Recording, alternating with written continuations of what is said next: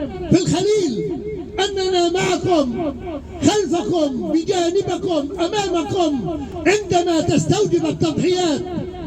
أن الشعب الفلسطيني لن يكونوا إلا سهما في جنانتكم. المقاومة تتابع كل ما يحدث في القدس وفي المسجد الأقصى، في داخل السجون، في جنين، في نابلس. قد بدأ صبر المقاومة ينفذ.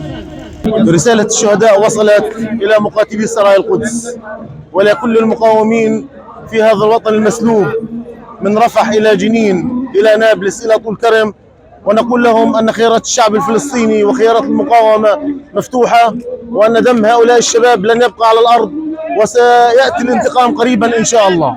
الوطنية والإسلامية وأبناء شعبنا في كل المحافظات خرجوا هذه الوقفة، خرجوا مثل هذه الوقفة في رفح ونابلس والقدس وجنين وغزة وشمال غزة والمنطقة الوسطى وخان يونس، ليقولوا أننا موحدون خلف المقاومة، موحدون خلف سرايا القدس، موحدون خلف القسام وخلف كل من يرفع السلاح في وجه هذا المحتل. الاحتلال وحده من يتحمل المسؤولية عن النتائج التي يرتكبها بحق أبناء شعبنا.